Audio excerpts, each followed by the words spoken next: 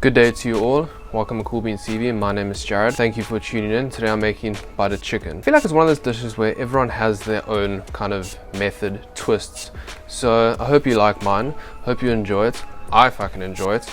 It's one of the dishes that we have at least once every 2 weeks in my household. I hope I can gain your trust with this dish, and I hope you make it and fucking enjoy it. Let's get into this.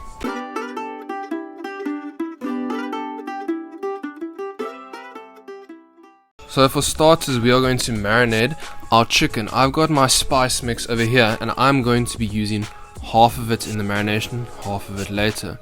Next, I've got a nice knob of ginger and 2 fat ass pieces of garlics that I'm going to put in the pestle and mortar and make into a paste, just like that. It's going to be fantastic. It's going to be packed with flavor. Right, now in our bowl, we're going to add the 2, a small squeeze of lemon. And we have got our chicken thighs here. I'm using thighs, not breasts. You can use breasts if you want, but thighs are just 1,000 times better. So that's that. Add that into your mix with 3 heaped spoons of full cream yogurt. We're going to mix that around, and that's going to marinate in the fridge for a couple of hours. Now moving on, we're going to make our sauce base. So I've got a whole onion here which I'm going to chop. You can cut it however you want because it's going to be blended, so it doesn't really matter. Put in a generous amount of ghee in the pan, or you can use a mixture of oil and butter if you don't have ghee. Take your chicken out of the fridge now. We are going to fry it on high heat. It's going to look magnificent. We are going to cook this about 80%. You're going to flip it when it's a bit crispy on the one side. So after cooking it for about 15 minutes, we are going to take it off.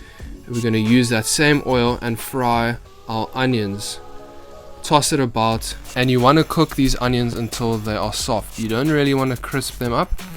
Now I'm going to add in the other half of the spice, toss it around some more, add in a bit more ghee or butter or oil at this point if you want, and fry it for a few minutes. Now I'm going to add in 3/4 of a tin of tomato puree, cook that down for about 15 minutes, and then we are going to blend it. I don't know what happened here with my camera, it fucked out a bit, but I ended up adding a cup of full cream to this, and we are going to stir it, put it on medium heat, let that simmer for a few minutes, and then add our chicken back. This is going to cook for a further 5 minutes or so. Please taste your sauce and check for seasoning as well. Take off when you are happy and the chicken is cooked. Now I've got some parathas here. These are the best fucking things in the world. If you don't know what they are, just look at them.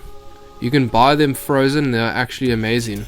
They're just as good as homemade ones. Take it off, fry it, dry heat, and then plate up, garnish with some fresh coriander, and away you go.